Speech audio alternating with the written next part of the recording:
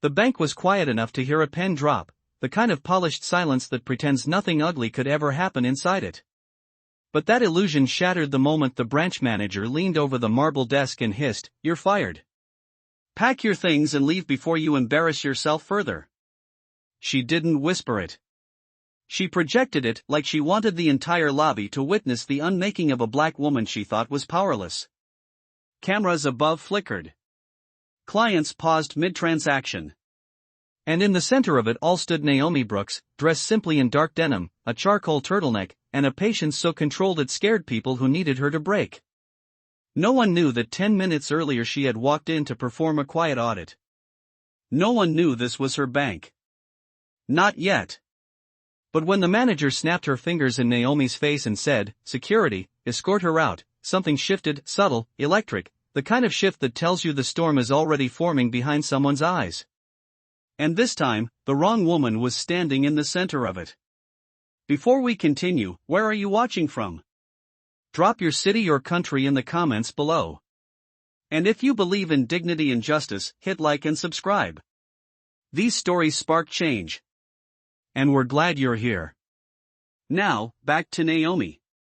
The manager's voice kept slicing through the room as two guards approached, heavy boots thudding against the tile. "We don't tolerate insubordination here, especially from someone who can't follow basic professional standards." One guard reached for Naomi's arm. She didn't step back. She didn't flinch. She just looked at him calm, steady, unshaken, like she'd been here before. Because she had. At 26, she'd been misjudged by a loan officer who didn't believe her income was real. At 31, she'd been mistaken for an assistant in a meeting she was leading.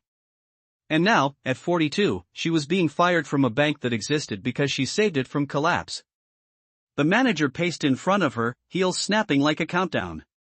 "People like you come in, think you can talk back, think you're owed something. You're not owed a thing here." Naomi's eyes narrowed just a fraction, not anger, not fear, just recognition. The kind that says, "I've seen this shade of disrespect before." A young teller near the corner swallowed hard. He had seen Naomi's name earlier on an internal report, an executive override he didn't understand. Now he watched her stand there, silent, composed, while the room mistook that composure for weakness. One client whispered, "Why is she not defending herself?" Another muttered, "She must really be getting fired." But Naomi wasn't defending herself because she didn't need to. She was waiting. Letting them talk. Letting them reveal everything they were willing to show when they believed she had no power at all. And the manager, feeling bolder with every assumption, leaned in close enough for Naomi to feel the heat of her breath. "You don't belong here," she said. "You never did." Naomi finally lifted her chin, just slightly, enough for the overhead lights to catch the quiet certainty forming behind her expression. Not rage. Not panic. Just an unspoken truth she was about to let the entire building discover the hard way. The guard stepped closer. The manager folded her arms, triumphant. And Naomi Brooks, fired, dismissed, underestimated, exhaled slowly, knowing this was the exact second everything would begin to unravel for them, not her. The guards closed in, their shadows stretching across the polished floor as Naomi Brooks remained perfectly still, as if the room should have been more afraid of her silence than any threat she could ever speak aloud. The manager, Diane Keller, folded her arms tightly, a smugness settling on her face like she had just restored order in her small kingdom. "Remove her," Diane insisted, her voice echoing across the lobby. "This place has standards, and she does not meet them." Naomi did not react. Her calmness made Diane even bolder, more reckless. "You have nothing to say now?" Diane asked, leaning forward. "That is what I thought." But the teller in the corner, the young man who had seen Naomi's name earlier, felt something churn in his chest. He watched the guards reach for Naomi again, and he stepped forward slightly before freezing in place, unsure if he had the right to speak. One guard grabbed Naomi's purse off the chair beside her and dropped it on the floor in an attempt to provoke a reaction. Naomi simply looked at the purse, then back at him, so steady that he hesitated for the briefest moment. A client near the window lowered her phone and whispered, "This does not feel right." Another muttered, "She has been calm the entire time." Diane waved off the murmurs with an impatient flick of her hand. Everyone be assured, she announced loudly, this is a routine removal. A terminated employee refusing to leave the property. She wanted the crowd to side with her, to see Naomi as an irrational intruder. The lie rolled too easily off her tongue. Diane snapped at Naomi, you were given a chance here. And you failed. People like you always fail. The words landed like a slap. Naomi blinked once, slow and steady, absorbing the sting without letting it mark her expression. She had heard those words before. At 26, when a manager told her she did not fit the image of a financial advisor. At 31, when a senior partner assumed she was the intern sent to take notes rather than the strategist leading the negotiation. And now, again, in a lobby she had rescued from bankruptcy. Diane stepped closer, lowering her voice to a venomous whisper. You are lucky we are not calling the police. The young teller flinched. He remembered the override he had seen earlier. The name Brooks logged into an executive-level audit document. Something did not add up. He opened his mouth but closed it again when Diane shot him a warning glare. A security guard reached for Naomi's arm. Ma'am, you need to leave with us immediately. Naomi's voice finally cut through the tension, low and even. Do not touch me again. The guard hesitated, confused by the authority threaded quietly in her tone. Diane scoffed loudly, trying to regain control. She is bluffing. Do your job. But the teller stepped forward at last, voice unsteady but clear enough to freeze the guard's mid-motion. Ms. Keller. I saw her name in the system this morning. Executive clearance. She is not lying. A ripple ran through the room. Diane's face drained of color, but she recovered fast, pointing at him sharply. You are mistaken. You will stay out of this. Naomi lifted her chin just slightly, not gloating, simply confirming what she already knew would happen. The crowd sensed the shift. The guard stepped back without meaning to. And for the first time since the confrontation began, Diane looked genuinely unsure of the ground beneath her feet. The storm behind Naomi's calm had begun to surface. The lobby's atmosphere thickened as if the walls themselves were holding their breath. Diane Keller snapped her attention toward the young teller, her expression twisting with a mix of disbelief and anger that someone she considered insignificant dared to challenge her. Executive clearance means nothing if she misused it, Diane barked, grasping at the first excuse she could find. She is a terminated employee trying to manipulate our system. Do not let her fool you. But her voice wavered, just slightly, and that fracture traveled through the room like a quiet fault line. Naomi Brooks remained exactly where she was, hands relaxed at her sides, posture steady, eyes sharp but calm. She did not acknowledge Diane. She did not need to. Instead, she lifted her phone and spoke softly into it. Nia, begin protocol initialization. Log the escalation. Diane's head snapped toward her. Who are you calling? You do not have authorization to contact anyone from corporate. Naomi did not even look her way. Proceed, she said into the phone, her voice low but firm. On the other end, Nia answered with crisp efficiency, initialization complete, Ms. Brooks. All audio, visual, and personnel logs are now captured in real time. A hush fell across the lobby. The guards exchanged uneasy glances. The teller swallowed hard. And Diane's face drained of confidence. Turn that off, Diane demanded, pointing at Naomi's phone. This is my branch, and you will not record anything here. Naomi finally turned her gaze toward her, just a tilt of her chin, controlled and devastating. This is not your branch, Diane. The room stilled. A client near the espresso counter murmured, "What is happening?" Diane tried to laugh, but it came out brittle. She is delusional. She is trying to intimidate us. Security, remove her now. One guard stepped forward again, but not as boldly as before. Naomi moved only slightly, enough for her voice to cut through the room like a blade. Touch me, and the legal consequences will not fall on this institution. They will fall on you personally. The guard froze. Diane's frustration boiled over. This is insubordination. You are threatening my staff. You are creating a scene. You know, Naomi interrupted, her tone steady and dangerously quiet. You created this when you decided my appearance mattered more than my credentials. The silence was immediate. Heavy. Unavoidable. Diane's jaw tightened. You failed this company long before today, she insisted, desperation creeping into her voice. You have always acted like you are above protocol. You do not get to waltz in here with your attitude. The teller finally stepped fully into the open, voice louder this time. Miss Keller, she did not misuse anything. Her name was attached to an internal audit. Executive level. I saw it with my own eyes. She has clearance that no terminated employee would ever have. Diane spun toward him, pointing sharply. You are out of line. Go back to your station. He did not move. Naomi's eyes lingered on him, acknowledging the courage he did not know he had. Behind them, a middle-aged man who had been pretending to scroll his phone lowered it and said, You cannot fire someone and then claim they are trespassing 5 minutes later. That does not make sense. Another client nodded. She has not raised her voice once. She is not the problem here. Diane's throat bobbed as she swallowed. Everyone stay out of this. You do not understand the situation. Naomi spoke before she could continue, her voice flowing through the space with the calm authority Diane wished she possessed. No, Diane. They understand exactly what is happening.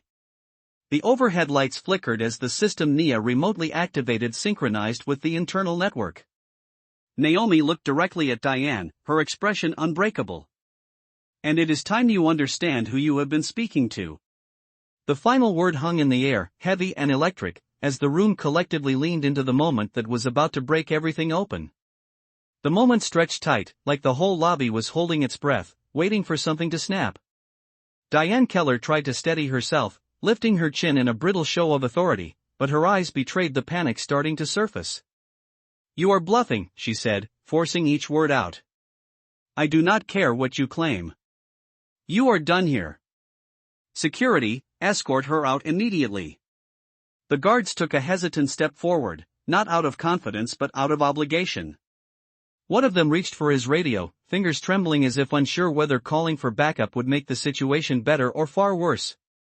Naomi Brooks did not move. She simply raised her phone, her voice even and composed. Nia, proceed to phase 2. Confirm internal monitoring status. On the other end, Nia responded crisply, confirmed, Ms. Brooks. Corporate compliance is now viewing the live feed. All statements and actions from staff have been logged. A shockwave pulsed through the room. A woman near the seating area covered her mouth.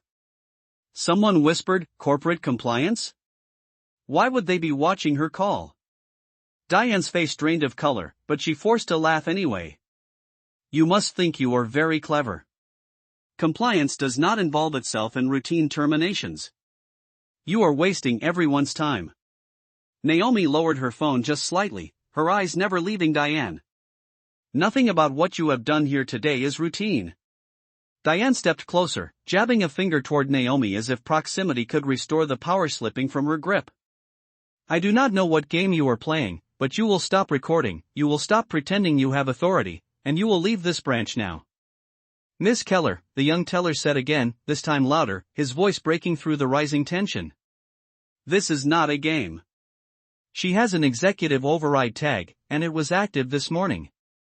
Diane spun around so fast the air shifted. Enough. You do not speak for this bank. Neither do you, Naomi replied softly, and the room reacted before Diane could. A man near the counter nodded at Naomi's calm tone. She is right. You are losing control. A mother holding her toddler whispered, this is not how a termination looks. Something is off. The guard closest to Naomi shifted uncomfortably. Ma'am, we are asking you one more time to leave voluntarily. Do not make this difficult. Naomi turned toward him, her voice sharper now, but still level. I am not the one making this difficult. But you should consider the consequences of laying hands on someone without cause. He froze. Diane, growing desperate, slammed her hand on the desk. She is fabricating authority she does not have. If she truly had executive clearance, she would prove it. But she has nothing. Nothing at all. Naomi raised her phone again. Nia, connect me. Right away, Nia answered, and within seconds a soft beat filled the lobby, followed by a new voice joining the line. It was calm, confident, unmistakably high-ranking. Ms. Brooks, I am on the line. The board has been fully briefed. We are ready to proceed. Heads turned. A man in a business suit stood up straight, eyes widening. A woman clasped her chest. Someone whispered, she called the board. Diane stumbled a step back, the reality beginning to crack through her denial. This is impossible, she muttered. You cannot be talking to the board. You do not have that kind of access. Naomi's gaze sharpened. Diane, if you had taken one moment to verify before humiliating me in front of your staff and your clients, you would already know the truth. The board member's voice spoke again, steady and formal. Ms. Brooks, confirm if you would like us to review the branch manager's conduct now. Naomi did not break eye contact with Diane as she answered, yes. Begin the review. Gasps rippled through the lobby. The guard stepped away completely. The teller lowered his head, stunned. And Diane Keller, for the first time since this encounter began, looked genuinely afraid. The ground beneath her authority had finally collapsed. The lobby felt like it had shifted onto a new axis, every person inside pulled toward the quiet center of gravity that was Naomi Brooks. Diane Keller stood frozen, her confidence dissolving beneath the weight of the board member's voice still echoing faintly through the speaker. She opened her mouth, but no words came out, only a small, fractured sound that betrayed the panic she could no longer hide. You cannot do this, Diane finally managed, her voice trembling. You cannot conduct a review without proper notice. This is a violation of protocol. Naomi watched her, calm and unblinking. You invoked protocol when you attempted to remove me from a building I own stakes in. I am simply honoring your commitment to procedure. A client near the deposit line whispered, she owns stakes? Is she an executive? Another answered under his breath, more than an executive, I think. Diane shook her head rapidly as if she could force the reality back into shape. No. No, this is a misunderstanding. She is manipulating the system. This is what people like her do. The phrase hung in the air like smoke, toxic and unmistakable. A few heads turned sharply at the implication. Naomi did not flinch, but her eyes darkened with a quiet recognition of a wound she had experienced too many times before. Memories surfaced uninvited, 17 years old, standing in a scholarship office as a counselor told her, you must have cheated. Students from your neighborhood do not score this high. 24, applying for her first bank position and being told, you should consider a customer service role instead. 31, walking into a boardroom only to have a senior advisor assume she was there to refill the water pitchers. Each moment a thread in a pattern that Diane had just repeated without hesitation. Diane pointed toward the guards again, desperation sharpening her tone. Remove her. I will not say it again. But the guards did not move. One of them spoke quietly, ma'am, with corporate compliance watching, we cannot intervene without confirmation. Diane turned on him, red-faced. I am your confirmation. Not today, Naomi replied, her voice low but carrying through the entire room. You forfeited that authority the moment you decided to weaponize your position instead of honor it. The teller who had spoken earlier stepped forward again, this time with more conviction. Miss Keller, we cannot ignore what she is saying. This is above all of us. Diane's eyes darted around the room. She could see phones raised now, guests recording, documenting, bearing witness. The narrative she had crafted so effortlessly minutes earlier was slipping beyond her reach. Stop recording, she demanded, her voice cracking. Put your phones down. All of you. This is private personnel business. No, a man in a navy jacket called out.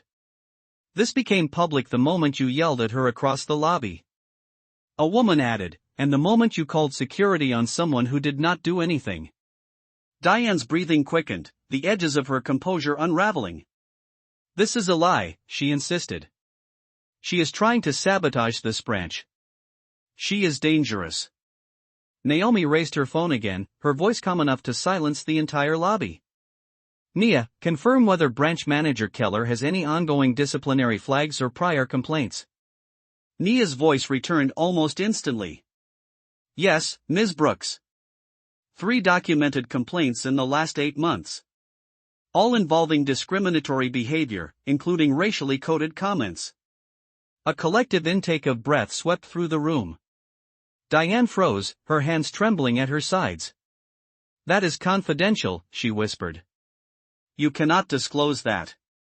You did, Naomi answered, her tone soft but devastating. Every decision you made today revealed exactly who you are. Diane stepped back, shaking her head in disbelief. This cannot be happening. This is not real. Naomi took a single step forward, her presence steady, unmoving, and absolute. It is very real, Diane. And it is time you understand the consequences of your choices. The lights above flickered again as the review process continued, and the entire lobby watched as the woman who had once barked orders now stood small in the center of a truth she could no longer escape. The tension in the lobby tightened like a wire pulled to its breaking point as Diane Keller stood trembling, unable to reconcile the collapsing reality around her.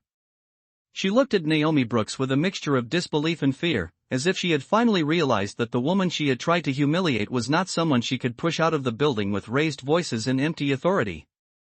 This is not fair, Diane said, her voice cracking. You are twisting everything. You provoked this. Naomi did not raise her voice, she did not need to. What provoked this was your assumption that you could treat me however you wished without consequence. Diane shook her head rapidly, almost as if she could shake the truth loose. You are not even supposed to be here.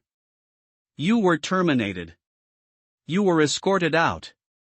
You had no right to come back into my branch. The word "my" slipped out with desperation, and several customers exchanged glances, recognizing the irony. Naomi lifted her phone again. Nia, proceed with authorization verification. Cross-check termination records for any mention of my name. Nia responded within seconds. Verification complete, Ms. Brooks. You were never terminated. There is no record of disciplinary action against you. Your employment status is active and executive level. Gasps spread through the room. A man near the withdrawal kiosk muttered, she lied about firing her. A woman added, she tried to get her thrown out for nothing. Diane stumbled backward, her voice barely audible. No. That is impossible.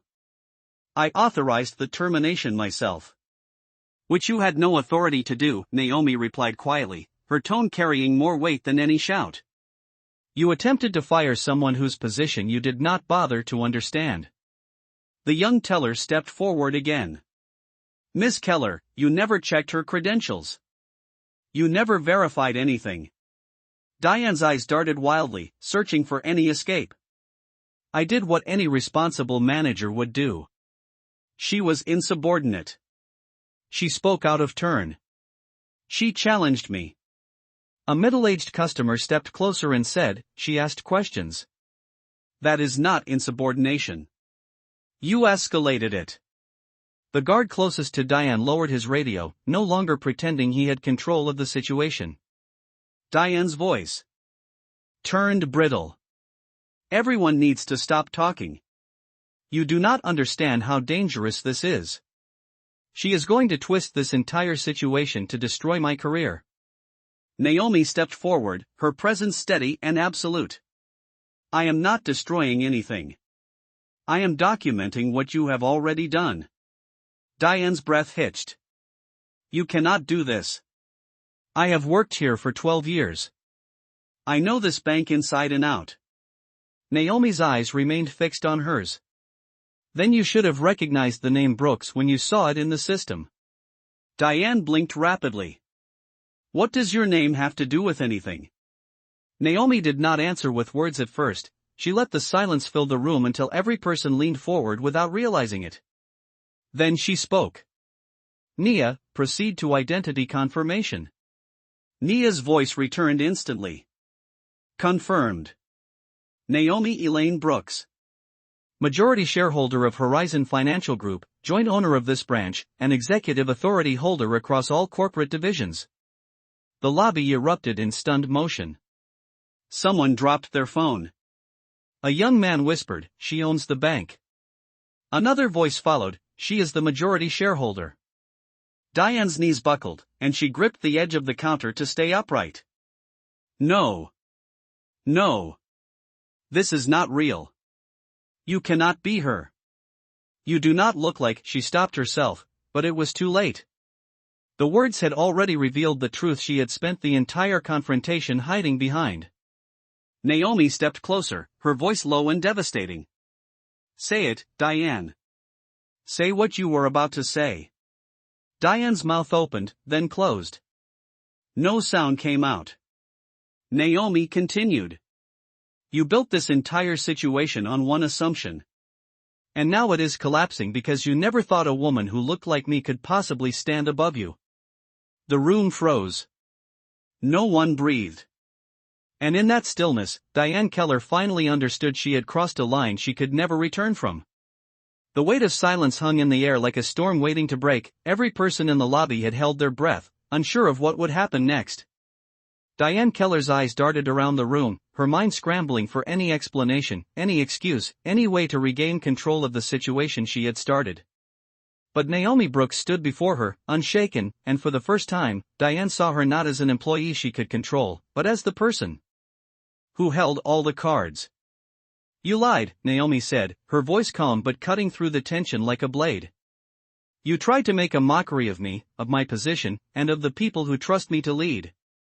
Diane's face flushed crimson, the humiliation now impossible to hide. You're trying to ruin me, she muttered, her voice barely above a whisper. Naomi stepped closer, the air around her thick with the weight of authority she had earned. You did that yourself, Naomi replied. You tried to erase me. And in doing so, you exposed yourself. Diane opened her mouth to speak, but nothing came out. The words she had relied on all her career had failed her, the power she once wielded so easily had slipped through her fingers.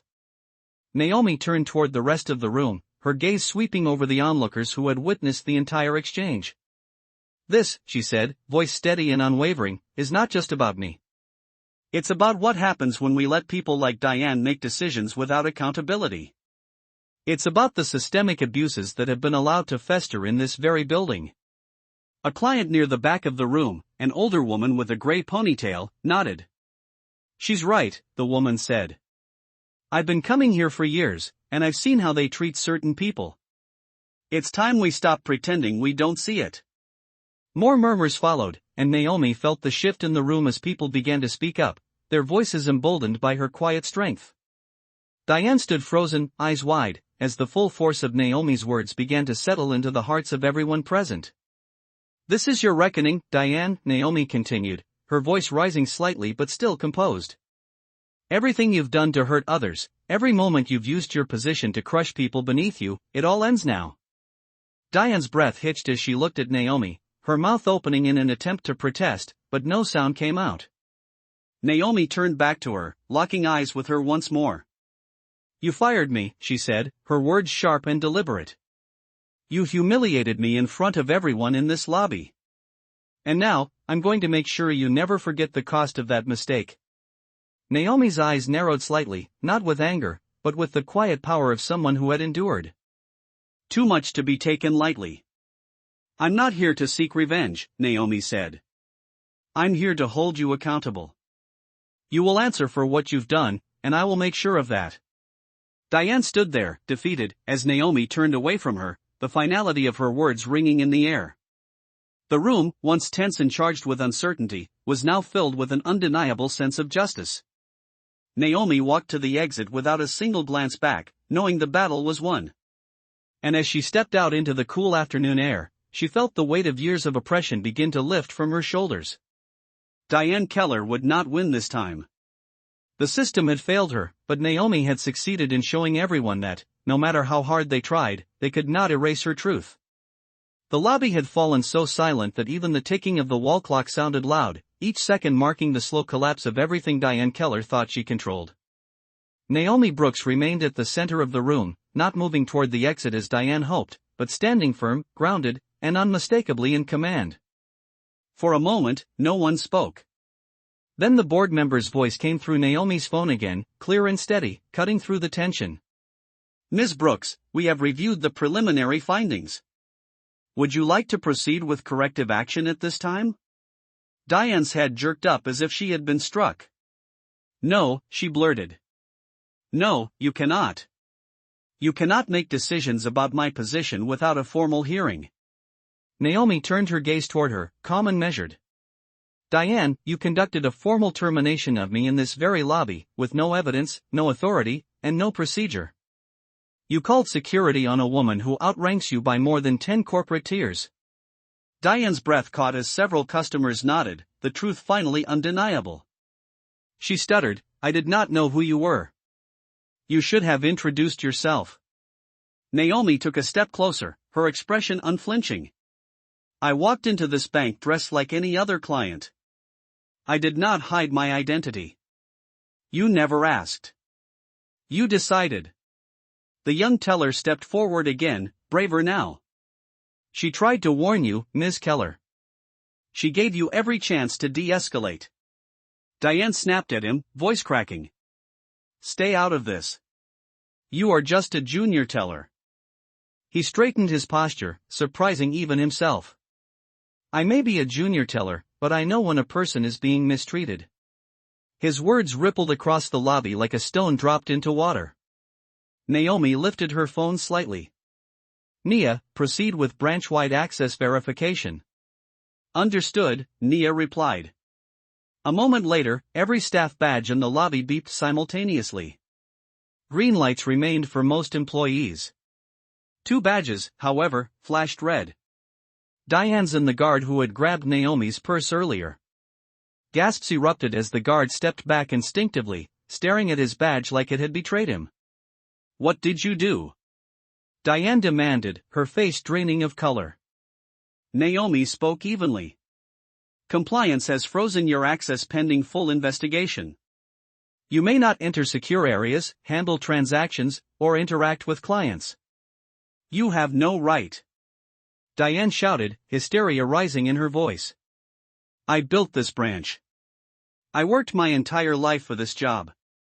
Yes, Naomi answered, and you used that job to harm people you were meant to serve. Someone in the back whispered, this is justice. Another added, it is about time someone held her accountable. Diane's hands trembled, her voice quivering as she pointed at Naomi. You planned this. You came here to destroy me. Naomi's expression softened, but not with sympathy, with truth. I came here to conduct an audit. I did not plan your downfall. You wrote every part of it yourself. Diane stumbled backward, leaning against the counter for support. Please, she whispered, a crack breaking through her voice, I did not mean for it to go this far. Naomi regarded her quietly, her posture strong but not cruel. Diane, this is not about one moment. This is about a pattern. A pattern you were warned about. A pattern you chose not to change. Nia's voice returned through the phone. Ms. Brooks, the board requests final authorization for disciplinary action. The lobby froze. Diane's breathing turned shallow, her eyes huge with fear. Naomi, she whispered, do not do this. I am begging you. Naomi held her gaze, unshaken. You begged for no one when it was your voice tearing people down. You begged for no one when you made assumptions that cost others their dignity. The board member's voice interrupted softly, Ms. Brooks, shall we proceed? Naomi's answer came with the quiet force of a person who knew exactly who she was and what she stood for. Yes. Proceed. Phones lifted. Mouths dropped.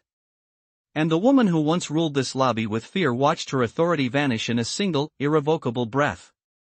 The silence in the lobby was deafening, broken only by the distant hum of the building's air conditioning and the occasional rustling of papers. Diane Keller stood there, a broken woman, as Naomi Brooks's words reverberated in the space, filling every inch with a gravity that no one could ignore. "You will be escorted out, Diane," Naomi said, her voice calm but resolute, the finality of it hanging in the air like a sword ready to drop. Diane opened her mouth to speak, but no words came out. The reality of the situation, of the loss she could never recover from, weighed too heavily on her chest. Naomi turned her attention back to the rest of the room, the witnesses who had seen the cruelty, the injustice, the unfairness of it all. "This is not just about one woman's failure," Naomi continued, her tone unwavering. "This is about the systems that empower those in positions of authority to tear others down, without ever facing any consequences." She paused, letting the words sink in. The young teller from earlier, who had stepped forward with courage, nodded in agreement, his face brightening as he realized the weight of what was happening. Naomi looked at him with appreciation before turning back to Diane, who was still standing, frozen, in disbelief. "You are a product of a broken system, Diane," Naomi said softly, but her words were piercing. "And it's a system that has allowed people like you to harm others without fear of retribution. But that ends today." Diane's eyes welled with tears, but she quickly wiped them away, her pride refusing to let her break in front of the crowd. She glanced toward the guards, but they stood motionless, unwilling to take another step without explicit orders. Naomi's voice rang out, commanding and steady. "Diane, you were warned. You were given chances to change, but you chose to ignore them. You decided who was worthy of respect, who deserved fairness, and who would be treated like they didn't belong." The lobby buzzed with murmurs, the onlookers beginning to stir as the weight of Naomi's words settled over them. The man in the navy jacket spoke up again, his voice firm. "She's right. This isn't just about Diane. It's about what happens when we let people like her hold power." Another customer, a woman with silver hair, nodded, adding, "We all see it. It's about time someone took action." Diane, trembling now, turned to the guards once more, desperate for some form of validation, but they did not move. The truth was already too loud. Naomi's phone buzzed in her hand. She glanced down, a brief moment of communication with Nia before she looked back at Diane. "The board has confirmed," Naomi said, her voice cutting through the tension. "The review is complete. You will be removed from your position as branch manager. Your access has been revoked." Diane's face went pale, and she took a shaky step back, her hands pressing against the counter for support. "Please, Naomi," she whispered, her voice barely audible. "Don't do this. I made a mistake." "I didn't know," Naomi interrupted her, her voice filled with quiet strength. "You didn't want to know, Diane. You didn't want to see how far your actions went." Diane's shoulders slumped as the reality of the situation hit her fully. "You will no longer hold any position of authority in this bank," Naomi continued, her tone unwavering. "You will be escorted from this branch immediately." The room was silent as the words hung in the air, the tension lifting only when Naomi turned toward the exit, her posture confident, every step a declaration of justice. Diane was left standing there, a shell of the person she once was, as the room slowly began to fill with a sense of relief, of vindication. Naomi had not just won today, she had dismantled an injustice that had festered in the shadows for far too long, and as she walked out into the daylight, she knew that this moment would serve as a turning point for everyone who had witnessed it. As Naomi Brooks stepped out of the building, the weight of the moment lingered in the air behind her. She could hear the soft murmurs from the lobby, the quiet buzz of disbelief and relief, but she kept her eyes forward. The sunlight hit her face as she walked through the glass doors, each step a quiet declaration that she had won. Inside the bank, the tension was palpable. Diane Keller remained at the counter, frozen, her mind racing to process the magnitude of what had just happened. She wanted to scream, to lash out, but the quiet strength Naomi had displayed crushed any attempt to regain control. She had no power left. She had been exposed for what she truly was, a person who had abused her position for far too long. The young teller, who had been brave enough to speak up, was now quietly assisting clients, his face a mix of pride and disbelief. He had never imagined that standing up for what was right would have such an impact, but in that moment, he realized the power of truth. Naomi's actions had shifted something in him. She had shown him that the system could be challenged. As Diane remained behind the counter, her pride now shattered, the rest of the lobby began to clear. People exchanged whispers, the story of what had just transpired already spreading like wildfire.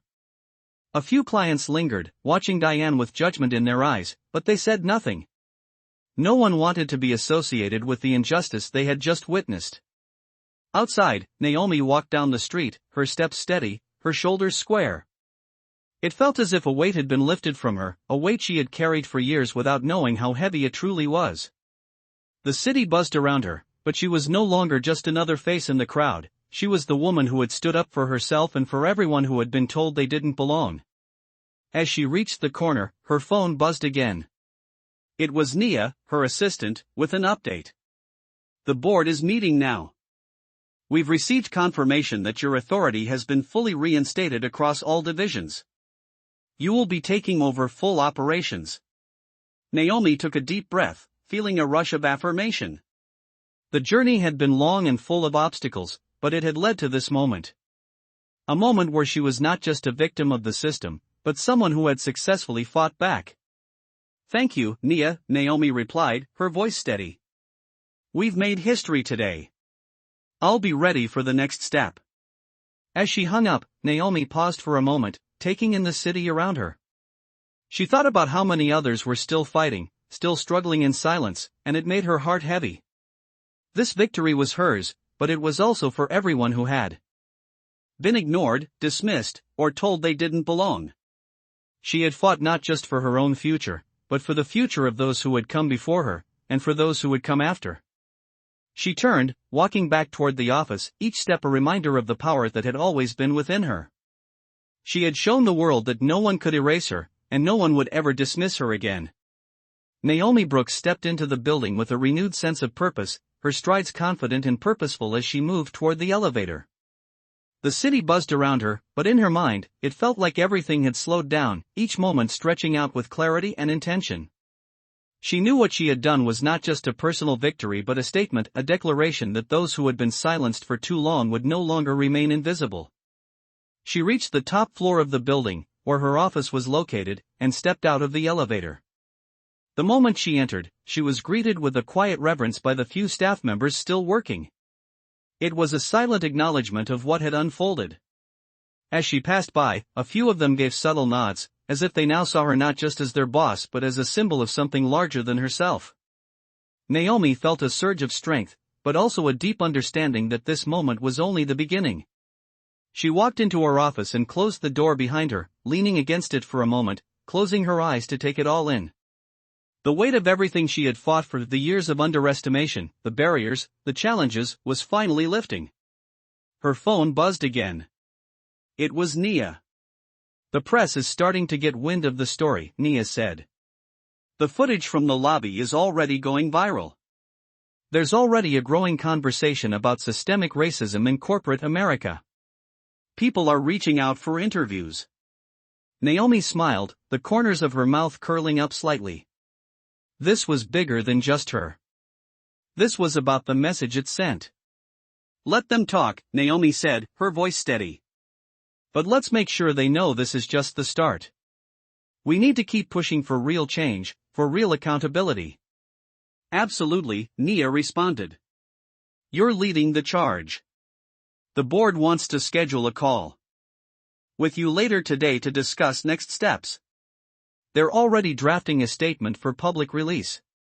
Naomi took a deep breath, the weight of responsibility settling into her chest, but it wasn't a burden anymore, it felt like fuel. Tell the board to hold off on any statement for now, Naomi said, her tone unwavering. This isn't about a press release. This is about creating real change, something that can be sustained. We're going to build something that lasts. She looked out the window, watching the cars pass below, the city teeming with life. She had spent so many years being overlooked, underestimated, but now she was in a position to make the kind of difference that would ripple through the industry for years to come. The challenges ahead would be tough, but Naomi was ready. She had already fought the hardest battle of her life, and she had won. Now, it was time to focus on the future, to ensure that the power she had claimed would be used to uplift others who had been denied their place at the table. She wasn't just going to be a footnote in corporate history, she was going to change the entire narrative. With that thought, Naomi straightened up and walked over to her desk, sitting down in the chair that had always felt too big for her before, but now felt like it belonged. She picked up her pen, ready to take on whatever came next, knowing that she had already proven to herself, and to the world, that nothing could stop her. As Naomi Brooks prepared to leave her office for the evening, her phone buzzed again with a priority notification. At first, she assumed it was another update from the board or the communications team, but when she glanced at the screen, her breath paused for half a second. It was the airline liaison from earlier in the week, the one who had insisted on verifying her credentials before boarding, despite her first-class ticket and verified identification. Naomi sighed softly. She had almost forgotten about that incident in the midst of everything that had happened at the bank. The message read, "There has been an escalation at the airport. We need your immediate presence. Security has detained you in error." Naomi stared at the words, her jaw tightening. The memory resurfaced of being questioned before her flight, of being asked repeatedly if the ticket was actually hers, of watching other passengers breeze through while she was pulled aside because she did not match the profile. She took a deep breath and replied, "I am on my way." Moments later, she stepped out of the building and into a waiting car. The city lights blurred past as she headed toward the airport, her thoughts steady but simmering with the exhaustion of yet another injustice. When the car pulled up to the private terminal, Naomi stepped out and saw exactly what she expected: two officers standing rigidly, a flight attendant with her arms crossed, and a crowd of passengers watching from the sidelines. The scene mirrored countless others she had seen in her lifetime, but this time, she was no longer the woman who had to stay silent. She walked forward, her posture straight, her gaze unwavering. The officers tried to intercept her, but she held up a hand. "Before you say anything," she said calmly, "I want to know why I was detained. I want to know which part of my documentation was unclear to you." The senior officer shifted uncomfortably. "Ma'am, there was a concern regarding your travel authorization. The staff requested verification." Naomi nodded slowly. "Which staff?" The flight attendant stepped forward, pointing at Naomi's bag. "Her," the woman said, her tone clipped. She claimed to be traveling under a corporate executive account, but that seemed unlikely. Naomi glanced at the crowd behind her. She saw judgment, curiosity, and a hint of shame on some faces. She saw a young man who looked like he wanted to speak but was too afraid to. She recognized the pattern instantly. She looked back at the attendant. "You profiled me," Naomi said quietly but firmly. "You assumed I could not possibly be who I am." The attendant stiffened. "Ma'am, we follow procedures." "Procedures," Naomi repeated, "or assumptions?"